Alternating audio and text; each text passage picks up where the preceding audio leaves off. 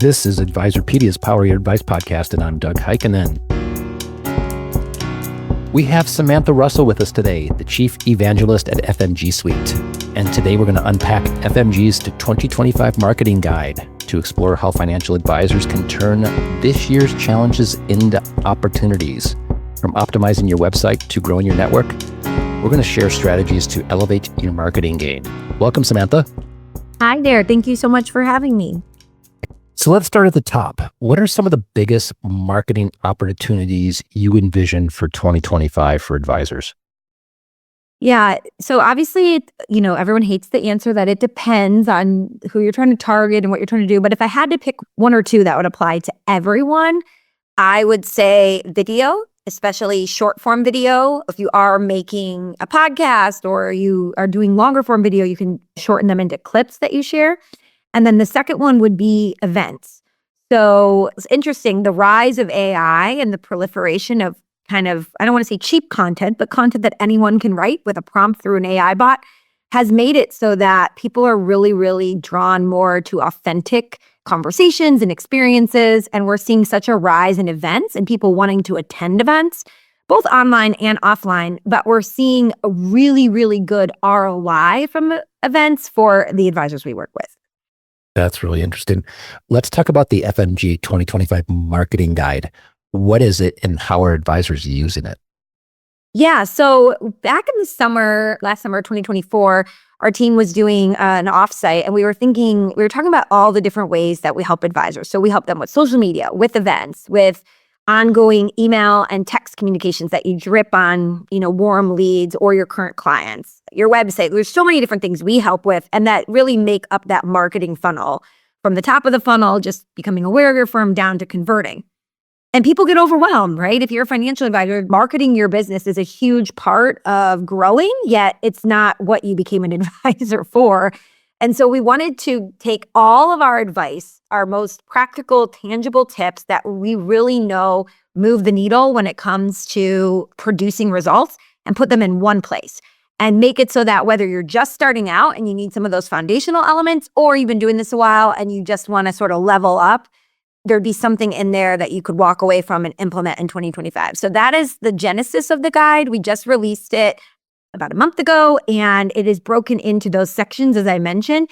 And with each section, you have, again, your foundational things that everybody needs to take care of. And then as you get those under your belt, there are links to both videos and online tutorials and other further reading that you can really level up and go even deeper. And then each section ends with a quick short form video from me giving you a really easy to implement, walk away from the guide and do it right then and there tip. Let's cover some of those areas that are in the guide and start with the website. How can advisors optimize their website so it communicates their unique value proposition effectively, which is something that very few do? Yes, I would say if you're listening to this and there's one thing you should go do right now, go pull up your website and look at it and say, does it pass the 5-second test? So when someone lands on your homepage, within 5 seconds, can they tell who you are, what you do, and who you do it for, and why it matters? So everybody's looking at any content with the what's in it for me mindset, right? Nobody really cares what you can do. They care what you can do for them. So that is why we always hear you should have a niche. Really, it just comes down to the language and messaging. If you even go back and look at how many times are you saying we or I or our. So our team has this many years of experience.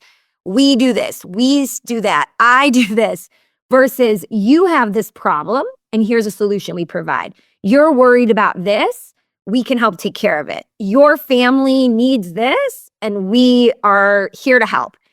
When you change your messaging to you-based messaging, you will be astounded at the difference of the response you get from the people reading your website.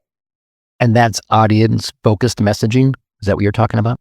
Yeah, exactly. So, if I'm a single mom and I have 3 little kids and I'm working full-time, but I'm also worried about, I don't want to pay too much in taxes and saving for my kids' colleges and all those things, somebody who specializes in working with women, unfortunately, my husband passed away. So if they're a widower, if I land on their website and it's speaking to me directly, I'm going to be much more likely to want to work with that advisor rather than just what we see all the time, which is our team's been in business for 30 years and we help individuals, families, and businesses.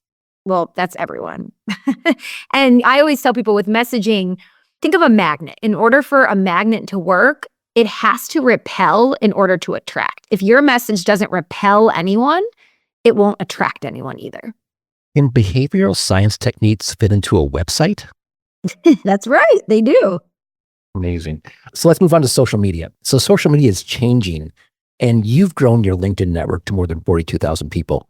How did you do it, and what tips can you share to advisors who want to grow their network? Yeah. So I think the first thing would just be a really simple thing, which is share things that help people. And if you're crystal clear about who you help. So everybody who goes to my LinkedIn page sees I help financial advisors market their business better to grow organically. It's very, very easy to see that. Every post is related to that. My headline says that, my featured banner image at the top of the page. And so it's really easy versus if you just have like CEO of the Wealth Mosaic. Well, what is the Wealth Mosaic? What does it mean that you're the CEO? What do you do? You want to be really crystal clear about how you help people. And then the content that you should put out should also be very, very explicit, and every single post should provide some sort of takeaway that was going to be helpful to people. Now, the only caveat would be social media is also about being social. So you can have the greatest posts in the world, but if you don't take the time to engage with other people's content, you're going to get nowhere. So for every one thing you post on social media, you should be leaving comments on at least 5 other people's posts. And that's per platform. So if you post one thing to LinkedIn, you got to leave comments on 5 other LinkedIn posts. If you post one thing to Facebook, leave comments on 5 other Facebook posts. And don't just do it on your friends, but let's say you're an advisor who works with physicians in the Philadelphia area. Go type in the University of Pennsylvania Hospital and look at other physicians that work there and what are they posting, and leave comments on those people's posts, right? So people who are not even connected to you yet. I always say if you've never commented on a stranger's post before, then you're really doing social media wrong. Okay, we've talked about zero-click content before. Remind our audience what this is and why it matters. Yeah. So remember I just said with every single post, you want to be giving away something of value right there in the post itself. The old way of doing social media was you'd say, hey, I have a blog post I wrote that's going to help you minimize your taxes. Go read it. And people would have to click off the platform to read that blog. Well, nobody clicks off anymore. And the algorithm wants to keep people on Instagram or on LinkedIn or on Facebook. So they don't want you to click off either. So they prioritize what we call zero-click content, which means somebody can read the content and get the main takeaway without needing to click off to understand it. So what that looks like in practice is, let's say you do write a blog post and it's 5 things to think about to not overpay taxes this year.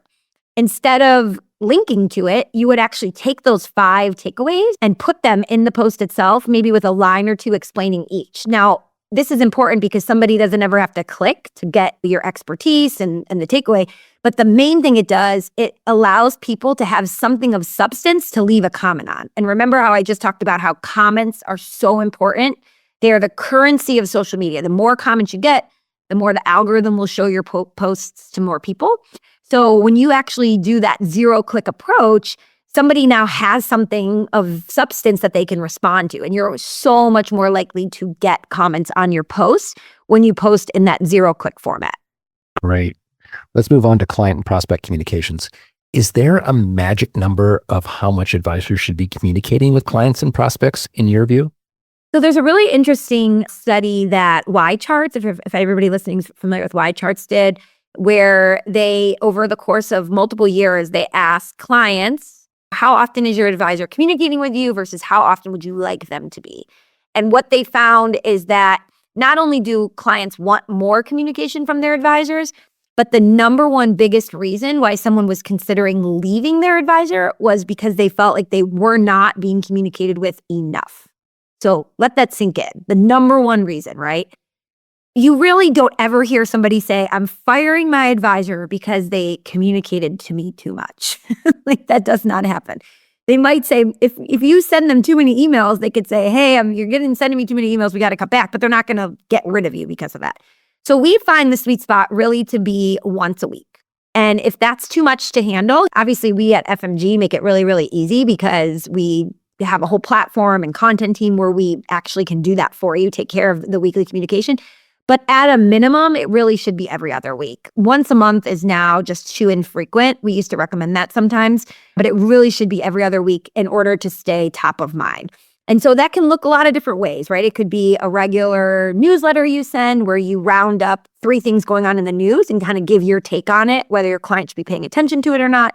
It could just be one topical thing you talk about. But that regular communication where people come to expect, they see your name in their inbox at least every 14 days, really, really makes a difference. And we hear from advisors all the time who will say, hey, I had somebody that was on my email list. They were a prospect. This just happened. This woman, she works with small business owners. Somebody had been getting your emails for 5 years and just reached out to her and said, hey, I just sold my business. I got $1 million in liquidity and I've seen all your emails for years. I'm ready to work with you now. So definitely at least every other week is really a good sweet spot. At the top, you mentioned events, which really kind of surprised me. So why events? And let's dig a little bit deeper into what's the biggest opportunity you would tell advisors to lean into here. So I think it's always going to be dependent on the firm. So certain firms more than others. But the thing with events is it allows you to do 2 things. Number one, people are hiring an advisor often because of the relationship, right? We know that inherently. It's not like buying a product, a pair of jeans. This is somebody they're going to trust with often their life savings, their retirement future. So they want to know that they can trust you. They want to know that you're smart. They want to know you're going to make good choices and they don't have to constantly be monitoring you. Events allow them to get to know you in a very low pressure way. So if you host a online webinar, someone can listen in, they can see your face, hear your voice, pick up on all of those nonverbal cues, as well as hear you talk about something that you are an expert on. And it gives them a sense of really getting to know you. And it's such a great way for an advisor to generate referrals because we all know that so many advisors still want to grow through referrals. But if you just hope and pray that your clients are going to talk about you, then your growth strategy is a hope and a prayer. But if you host events that are great events, whether it's because they're great information, right? Everybody's really concerned right now about scams, especially with the elderly or AI, making it even easier for people to call and make it sound like your kid or someone's calling you. People want to know about that. So if you can get your local FBI agent, that's a really popular one. We have a lot of advisors doing to come on and say, we're going to talk about all of the scams out there right now, what you should be aware of, what to do if you get this phone call or this email, how to know whether it's true or not. You send that out to your clients. Think about how much more likely if you say, okay, you're invited to this event. And then 3 days later, you follow up and say, we're having such a great response to this event. We're going to allow all of our clients to extend the invitation to 2 either friends or family members. How much more likely is someone to AKA refer you in that instance versus just say, hey, if you like working with us, tell your friends about us, right? So the events are such a great referral opportunity as well as all the other things that I mentioned. Does the marketing guide provide some guidance to advisors, like putting on your first webinar? Does it give them some suggestions of how to start? Absolutely. And not only do we have guidance, we have an entire event checklist in there.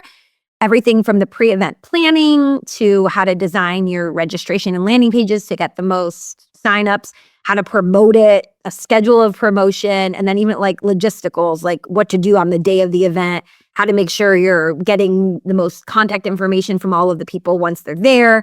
So everything you need to host a great first event in the guide. All right, let's move back to video.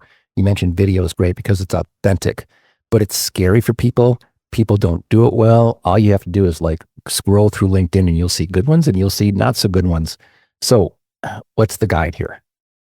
So I would suggest if you're really unsure about video, one of the things you can do just to kind of start and dip your foot in the water is if you, let's say, have a client and you did a meeting with them and you're sending them a meeting recap, rather than just send them your notes, hop on a quick Loom or Veed. There's all different tools where you can record yourself and your screen, or you can just record yourself and sort of walk them through what it is you talked about and what the follow-up points are.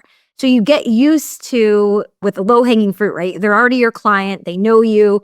This isn't going to make or break whether they continue working with you. It's just a nice value add to them to be able to see it. That's a really great way to start because you'll get used to the technology. You'll get used to hearing yourself be recorded and listening back to it. If you need to try editing it, that's a really, really good place to start. But let's just say you're never going to be the person who's putting out videos on social media. Maybe there's another person on your team who could be, or maybe you feel comfortable interviewing someone. You just don't like doing a talking head video. So once a month, you could interview somebody else and ask them questions, again, with the content being beneficial to your clients. So if it's a local CPA or estate planning attorney, you get the idea. I think really the key is we don't want to just put out video for video's sake and have the video be crappy. We want it to be good and helpful. So those are some tips to get you started. All right. Where can someone get a copy of this incredibly valuable guide? So we will put a link or give you a link that you can put in the show notes. You can also just go to fmgsuite.com and it is linked under our resources tab. So either way, you can find it either on our website or in the show notes of this podcast. All right. Samantha, thank you so much for joining us. You can find Samantha about anywhere on social media, but it's great to have you. Thank you so much. And I hope everybody gets the guide. And if they have any questions, feel free to reach out to me on social media. LinkedIn's probably easiest, Samantha C. Russell, and I'm happy to answer any questions you have. Great. To learn more about FMG, please visit fmgsuite.com. Please follow us for timely updates on X, LinkedIn, and Facebook, all at Advisorpedia. For everybody at Advisorpedia, our producer, Julia Smallin, our engineer, Tori Miller, and the Power Your Advice podcast team, this is Doug Heikkinen.